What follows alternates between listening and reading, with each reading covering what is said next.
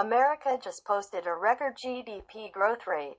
Now brace for the slowdown by Matt Egan, CNN Business New York. CNN Business. The pandemic crashed the American economy into a $2 trillion hole.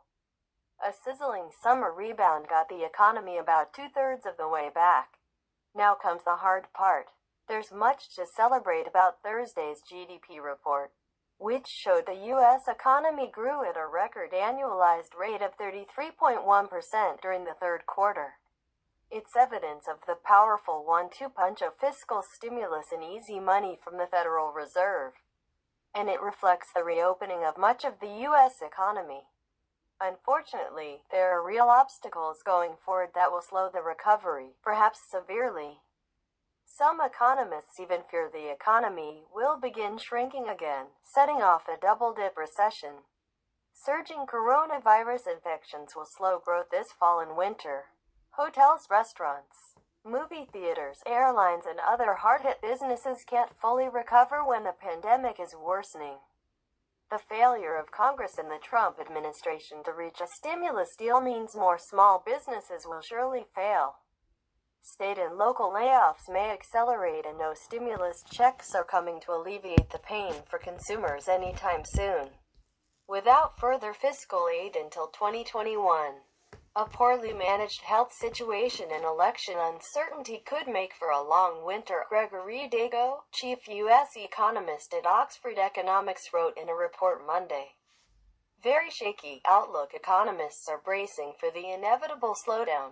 Over the past 6 weeks, the New York Federal Reserve's GDP Nowcast model halved its estimate for annualized growth to just 3.5% during the fourth quarter.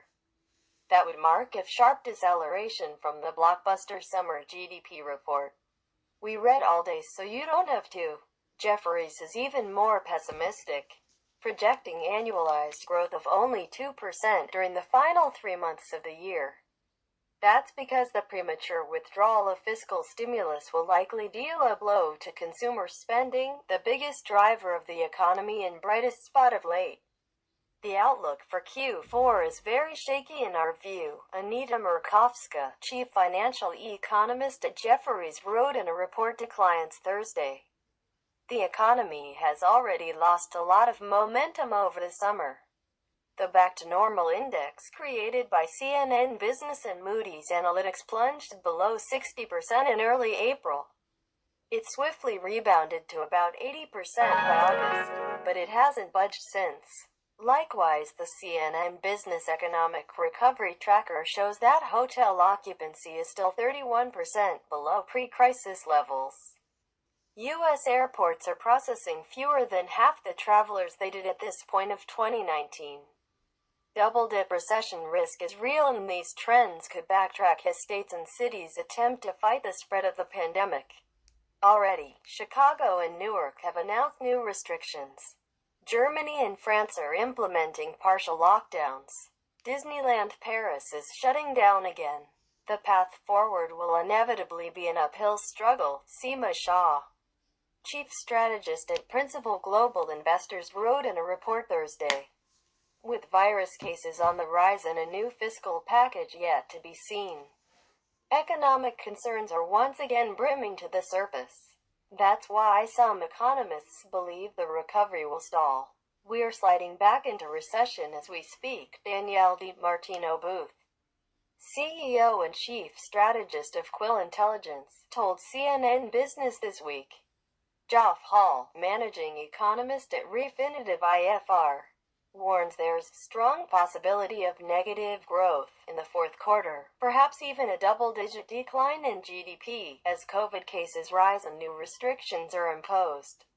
Even the housing market, arguably the hottest part of the economy, is showing signs of cooling off. Pending home sales unexpectedly dropped in September, according to new numbers released Thursday. That marks the first decline since April and comes despite record low mortgage rates. Ian Shepherdson, chief economist at Pantheon Macroeconomics, is more nervous about early 2021 than the end of this year. We're worried that the first quarter could see zero growth, Shepherdson wrote in a report. unless new stimulus is passed almost immediately after the inauguration on January 20th. When will stimulus arrive? That's why the outcome of the election will play a pivotal role in the recovery. If Democrats sweep the election, Jefferies expects a massive $3.5 trillion fiscal stimulus plan. That would drive a stronger recovery, Jefferies said, with 2021 GDP increasing by 5.5%.